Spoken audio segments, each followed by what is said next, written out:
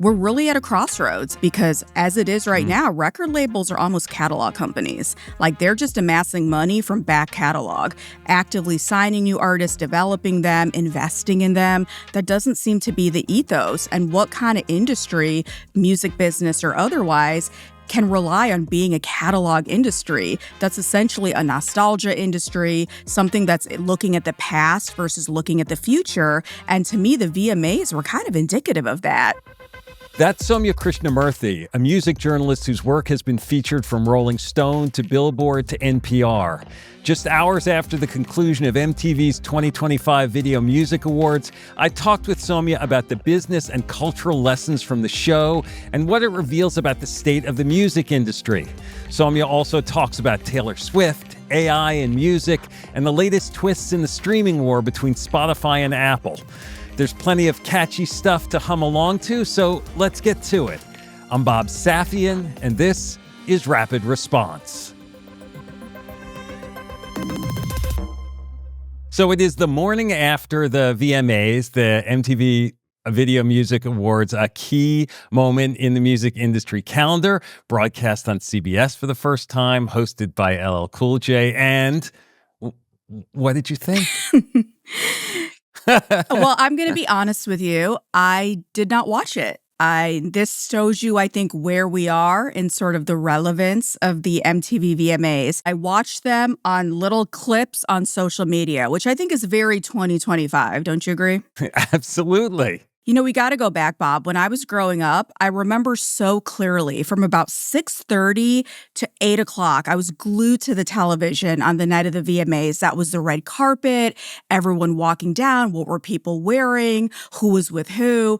8 to 11 was the show. Somewhere in, you would have to get dinner because your mom would be yelling at you.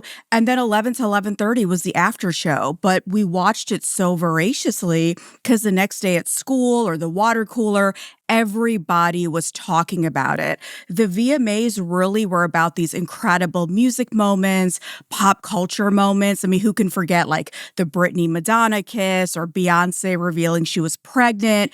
But fast forward to 2025, the MTV VMAs, first of all, being on CBS, I think tells you everything you need to know about this once like edgy, rebellious, cool show.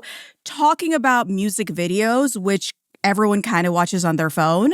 And, you know, I just like so many people, I caught little clips, I read a lot of the recaps, but I was underwhelmed because it really just felt like it was a very safe show, a very kind of, family-friendly, sanitized show. And there were so many opportunities to do something interesting or something that really would push through the noise or reflect just where we are as a society. And like LL Cool J, I mean, he's great, but it's not exactly on the cutting edge of pop culture. But I guess that's not what the VMAs are for anymore.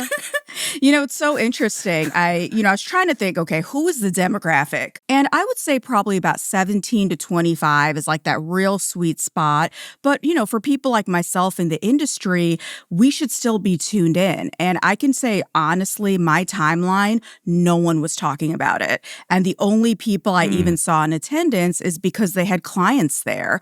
You mentioned LL and the way he started the show. He essentially told people, the audience, the artists, like today is going to be about the music. Like he didn't say don't be political, but he, said don't be political. And I thought that was so interesting, especially given the CBS lawsuit following the Donald Trump lawsuit and that settlement. I just thought to myself, we're in such an era now. There's so much going on that affects young people and they're passionate. They want to talk about it. And the fact that a show is saying from jump, yeah, we don't talk about that. Tonight it's about being happy and having fun. And to me, that just set the tone. It was a very pop night. Like it was a lot of like women and pop, and you had Gaga and Ariana Grande and Sabrina Carpenter, like all the big names came out. And like you said, this weird generational tension. You have LL Cool J, then like Busta Rhymes performing, Ricky Martin getting an award, Mariah, who are all icons. But I grew up with them, and I just wonder to a 17-year-old they're now. icons from 30 years ago. I know. Let's not date ourselves, Bob. Right? Come on. And, I do think that it's important to always, respect the elders, respect the OGs, but is that also a reflection of the fact that the brand doesn't know who it's catering to? In my mind, it's always like a room full of people just like throwing ideas at a bulletin board and saying, yeah, this is what the kids are doing, right? And again, it's sort of like if you try to cater to everyone, you end up catering to nobody. So I'm not Mm. sure who this show was really for. They want to get that TikTok audience. Like they were very much trying to speak to a lot of the Stan armies and getting them to watch and vote and be a part of it. But also, those kids don't watch television. Mm. I mean, you mentioned the sort of sanitized feel of it all. Is that like, does that reflect anything about the music industry and the music business right now? I mean, is that becoming more sanitized because of this environment we're in, or is this just CBS? I think it's the music business. Anytime we talk Mm. about art versus commerce, it's always that very tenuous balance. And right now, commerce is winning, whether it be the fact that, tech companies are really at the forefront of pushing music, record labels, admittedly, are not really signing unheard of acts, wanting to develop them. It's all about follower numbers, engagement, and clicks. So, in that realm, I think it's really just about who advertisers like, who's being sponsored, and who can make money. I feel the music biz is kind of in a slump. And I think one of the reasons is because artists just are afraid to take those risks. And not everyone, but I mean, by and large, we're just in this era where everyone wants to be a brand first and an artist second. The VMAs had a bunch of high-profile sponsors: Bacardi, Burger King, Under Armour. But I noticed that the streaming platforms were like absent. Is there still a streaming war going on in music, or have we just settled into like Spotify, Apple duopoly, and they're just let things ride? And I think there was such a missed opportunity with YouTube because that's where people are consuming music videos for a very long time, probably much to the Mm. chagrin of MTV and similar channels. That's the way that music videos are consumed and shared. I mean, some people, especially in other countries, they use YouTube as their DSP. They're not even going to a Spotify or Apple. Oh, I want to hear that song. Let me go to YouTube. And that's the way that they're consuming music. Now you mentioned the their DSP, their digital provider for music being YouTube versus Apple and Spotify. How does TikTok play into that? I mean, it's changed how new music breaks out. It's kind of a new distribution network. I know it's a puzzle a lot of industries, not just the music industry, are trying to figure out how to play. I think TikTok is very interesting because initially, I think the industry really saw it as a place for music discovery. You would hear about artists going viral on TikTok and off not even one record, like a segment of a record, like 10 seconds, and they were getting record deals. But what has happened with TikTok, as well as so many other of these social media platforms, it's very quickly just become e-commerce. Like I feel everything is about buy this, buy this, buy this. And with the TikTok store, that integration is right there. And to me, that has nothing to do with music. What I say about TikTok is I think the industry should just view it as a discovery platform, but by no means should that replace actually seeing an artist perform, them having an actual discography before getting a record deal, being able to see them live. Like these things still matter. And I think those are aspects with a lot of new artists that are missing.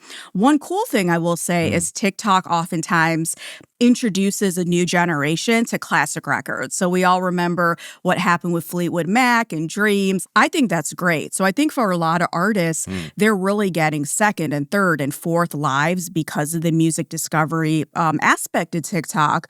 But I always tell the music business, like, we cannot outsource our ears to technology. Technology, algorithm, followers, that still doesn't tell you, is this artist good? Is the music good? Like that should be a taste thing. And that, in my opinion, still comes from people. And the music business is so quick, whether it's through AI or algorithms or social followings, like that equates quality. And it really doesn't.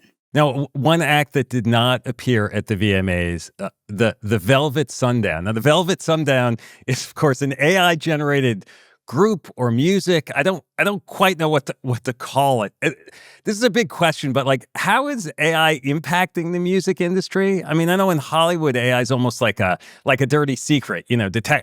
Directors are using it, but they're wary of talking about it. Is that the same in music? I think the problem with AI in the music business, it essentially enables people to just not work with human beings anymore. I can create this ideal group or band or rapper or singer, and they don't have all those pesky little feelings and thoughts that human beings have. They don't need to take breaks. They don't have any, political inclination. So they're perfect for brands. Like, it's literally made to sell stuff.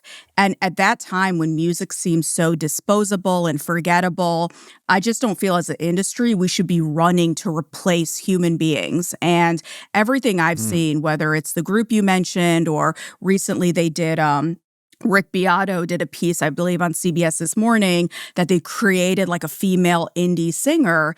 And I just thought to myself, like, no one thinks it's creepy, a room full of men creating a young woman singer. Like, this can't go wrong, right, guys? Like, you just know where this is going to be taken, and it's not in a good place. And I just feel like as an industry, of course, be on top of the technology, be cognizant of it, but we should be investing in human beings or using AI to help them versus replacing them.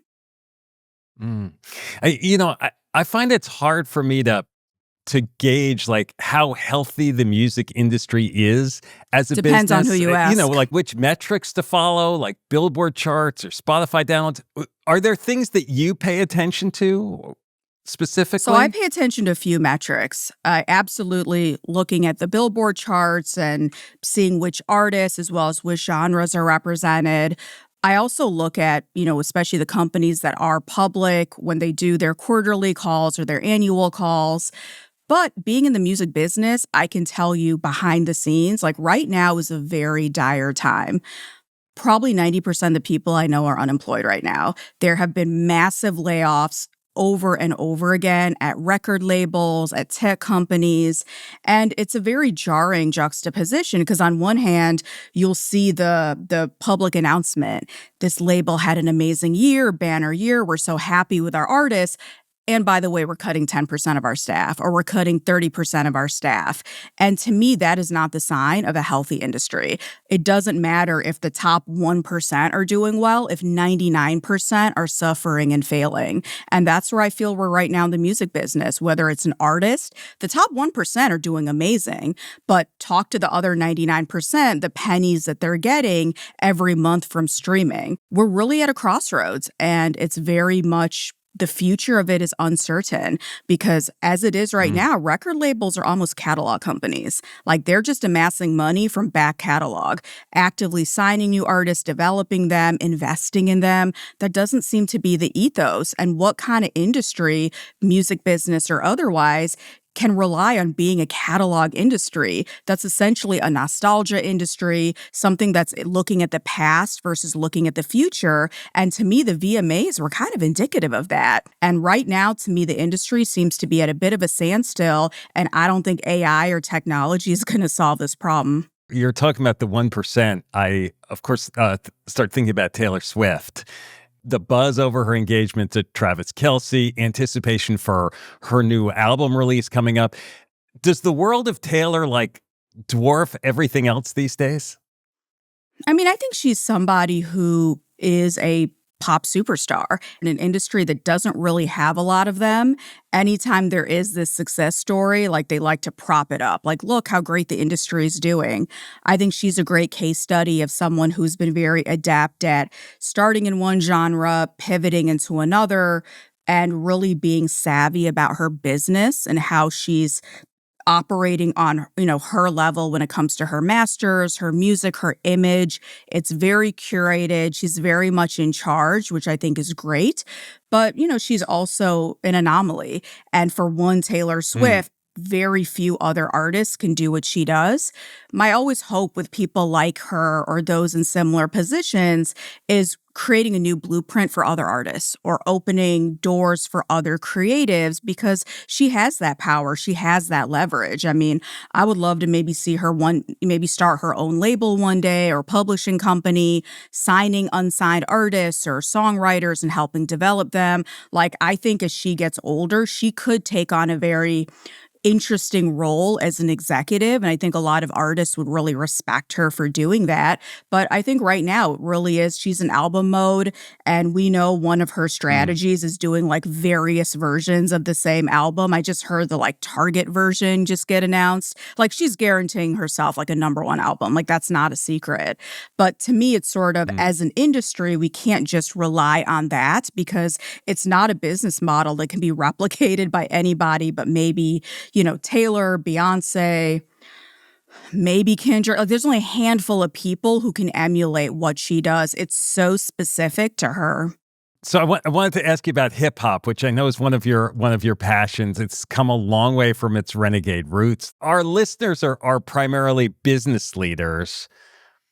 What do business leaders miss about hip hop and how it's shaped consumer culture and I guess how it's maybe still shaping consumer culture in a way that's not being paid attention to? Hip hop really has shaped and influenced culture across the board, from music to fashion, lifestyle, sports. The music, the slang, how people dress, how they walk, how they think, this has permeated every facet of culture. Unfortunately, even though hip hop is over 50 years old, so technically it's a middle aged man, even though it's in that life stage, it's still oftentimes treated as a niche art form. It's marginalized. And I think there's a lot of, historic reasons for that, racial reasons for that. Like, it's just still sort of, we want to extract the cool from it, but we don't want anything else that actually has to do with it in a meaningful way. And I think you look at, you turn on the TV, how many commercials have, like, Biggie in the background or Tupac song. Brands want that cool factor, but sometimes they don't understand it in a meaningful way. And just throwing a Drake song on your brand's, social media page or using hip hop slang in your social media content, that doesn't mean it's cool. Like, and in fact, Mm. people who are fans of the culture, they live this, they can sort of spot that out pretty quickly. So I feel like the commercialization of hip hop is probably at its apex right now. A lot of companies are throwing money at artists and syncing records and utilizing parts of the culture. But how many are actually reinvesting it or having a long-term investment in a meaningful way? That's up for debate. You wrote a book about hip hop's impact on the fashion industry. New York Fashion Week is coming up. Is hip hop still impacting the fashion industry? Is it taking it forward the way it once did, or are they sort of more, I don't know, more intertwined in a certain way? Yeah, I think high fashion specifically is really leaning on hip hop because, designers, even historically, whether it's like a Gianni Versace or Tommy Hilfiger, they want to know what the young, cool kids are doing. And especially in places like New York and LA, Miami, Tokyo, Atlanta, like, that's where they want to see what are young people doing? How do they dress? How do they talk? And right now, Mm. brands are still going to hip hop. Again, I think they are more so going to what they think are, like, the safer bets. So they are going to people who are more established. You look at someone like Pharrell, who has his position at Louis Vuitton. You look at something like, Chanel, who recently partnered with Kendrick Lamar. So they are going to these big superstars where I think they feel like they're going to get the guaranteed eyeballs and clicks and engagements. But absolutely, compared to every other genre, hip hop artists are the ones sitting front row at Fashion Week. You see them all over the Met Gala. I mean, as I mentioned in my book, back in the day, it was like Lil' Kim and Puffy were the first rappers at the Met Gala, and now they're everywhere because somebody like Anna Wintour knows that this is a demographic that maybe Vogue may not reach organically, but you can get these artists to post something on Instagram or live stream it, and it keeps these sort of heritage institutions young and relevant to the new generation. That relevance is so hard for these heritage businesses, and yet at the same time, it scares them, right? Yeah. Like they want that relevance, but they're also worried, that it's going to wash over them in some way that they can't control. I mean, again, it's all a business. So you always have to think about your corporate stakeholders, shareholders.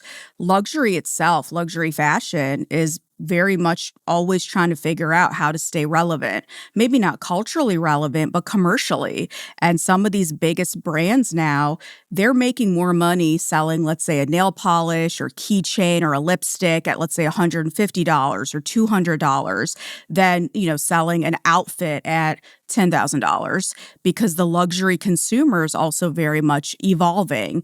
And there is that schism between sort of quiet luxury and we don't talk about what designers we wear, but houses, they want you to show off that logo. In the beginning, hip hop artists and those from the culture, they wanted to wear these high fashion brands, but they either couldn't afford it, or if they did go into those stores, they weren't welcome. This was the rise of people like Dapper Dan, who would basically create these DIY creations using a logo of, let's say, a Gucci or Louis Vuitton or Fendi to make something for the hip hop generation. Then as time went on in the 90s and the aughts, hip hop became the consumer. And now we're in an era where hip hop is really the collaborator, where artists are working with these lines. They're the face of the line. They're the creative directors of these lines. But I think for luxury fashion, they're constantly trying to juggle all these balls of getting new fans, not alienating their old fans, not offending their political connections, not offending the stockholders. But I promise we're still cool, guys. Like, we're still cool. And we're expensive, so you should want us. And there's that aspirational element. But don't worry, if you want that $100 keychain, we'll sell that to you as well. Like, there's a lot of things going on for these brands to stay relevant and also financially viable. From a business perspective, is there a next generation of artist entrepreneurs who should be on our radar, like heirs to Jay-Z and Rihanna and so on? It's interesting. Had you asked me this question even like 2 years ago, I would have given you a laundry list, because I think specifically Rihanna and then later Selena Gomez, they created a blueprint of artists becoming hyphenates in the fashion space, in the beauty space. So specifically with Fenty Beauty and Rare Beauty, which are two of the most successful artists turned beauty lines. But so many artists tried to release like sort of their version of that, and there were more flops than wins. So I think for artists right now, I'm sure they get so many deal offerings of, hey, you should sign on to be the face of this skincare line or beauty line or liquor line. Like, they're constantly getting opportunities, but I would really say they need to vet these opportunities, do what makes sense for them in an organic way, and what they're ready to commit to. I think there's nothing worse than when you see an artist becoming the face of some brand and it's totally inorganic. Like, the consumer now is more savvy than oftentimes businesses give us credit for, and they can tell, like, this person doesn't use this skincare line, or this person has never talked about their love of tequila. All of a sudden, it's a picture of them holding like an agave plant. Like, we know you don't drink. So this was clearly a way to get like the second yacht or the fifth mortgage. And it's all about right now, there's a proliferation of opportunities. Everyone wants to be seen as a business person, as a founder. Like, these are like the buzzwords that people want to see. Like, artists want to be on the cover of Forbes more than on the cover of Rolling Stone. It is what it is. Like, they want to be seen as business people. But to be seen as a business person, you have to know business, or at least partner with people who know what they're talking about and make a real commitment. And I think that's why people like Jay-Z, even Kanye at his height, Puffy, Dre, like all of their business extensions made sense. You wanted to buy headphones from Dr. Dre because he was supposed to have like golden ears as a producer. You probably wouldn't buy his tequila. But I think this is where the artists have to see what actually fits with them and what they're willing to learn about, talk about, and not just sell something for the sake of selling something. I mean, one of the ironies I find is that, the artists who are the best business people in some ways, like whatever, Taylor Swift, right? She doesn't want to be called a business person. She wants to be called an artist. Right. And often when I talk to these artists and I try to get their business stories, they don't really want to talk about them. And yet there are other artists who are scrambling to try to get a piece of being a business leader, as you say, to try to get themselves on the cover of Forbes I or think Fortune. the hard part, though, is business, and any of your listeners who are actually in business or entrepreneurs, it's not sexy. Most of the time you're doing work behind the scenes, it's looking a lot of P&L sheets, doing math. Like these are not sexy things. And I think for a lot of artists and celebrities, they want to be the face of it. And I think that's what they do very well, probably more so on the marketing side and promotional side. But they probably, when it comes down to sort of brass tacks and talking about supply chain and seasonality and sourcing, they either don't have the knowledge, they don't want to learn the knowledge, and they're just not comfortable talking about it. Because I think now more than ever, everyone wants to be seen as an entrepreneur, 4-hour work week. It's all about, being a boss. I know girl boss is kind of antiquated now, but just being a boss. I'm not a worker. I do what I want. And that's all great, but it comes with actually a lot of work. And there's people who have the knowledge, people who do the thankless job. And it's easy to be on the cover of the magazine, but what about all those people that had to work to get you there? And I think with a lot of like celebrity businesses, you see their runway isn't very long. So it's almost like you start a company, give it that $1 billion valuation, fingers crossed, sell it, and we never speak of it again. For businesses and brands that want to leverage the power of music, the emotion, the celebrity, do you have any advice about how to approach it? I mean, are there brand artist collaborations that work better than others? How should they be thinking about it? So I would say first have somebody in-house who actually understands culture. And if that's not possible, actually hire genre experts, cultural experts, and actually rely on those authorities to help guide you. Because oftentimes the idea is, okay, we have a budget, we'll just throw it at the biggest name we can. We're going to look at their social media followers, and that's what's going to predicate whether we hire them. That has absolutely no thought or nuance or analysis. And that's why a lot of these collaborations just sort of fall flat. Like you could tell a big check was cut, the CEO got their selfie with the artist, and that's about it. So I would say really rely on experts and also think long term. If you want to be seen as a brand who actually is making inroads in culture, that has to be a longer term relationship. Let's look back at brands like Sprite. Sprite made a long-term commitment in hip hop. It wasn't just, we're going to hire like Nas and AZ to do a one-off freestyle. No, we're going to literally be a part of hiring artists, letting them do their thing over the course of several different campaigns versus, let's say, Gap and LL Cool J, where he literally shouted out FUBU in a Gap ad. But Gap didn't even know what FUBU was, and they let that run. So they basically gave their competition a national platform at their expense. But that shows you where somebody wasn't thinking through it and not having these actual experts and not just hiring them, but listening to them. Well, Sowmya, this has been great. Thank you so much for doing it. Thank you for having me. The music business has sometimes been derided as not really being a business, but as Sowmya explains the landscape, it's pretty clear that there are sophisticated strategies at play. Musicians may prefer to describe themselves as artists, but no one's going to break through like Taylor Swift without being calculated about their brand and product. Music is inspiring on so many levels, but one of the things I find so fascinating about it, the mix of creativity and discipline that's necessary for success. The truth is, creativity is required in every industry. As dispassionate and analytical as C-suite executives like to appear, the real value added usually comes from the heart. I'm Bob Safian. Thanks for listening.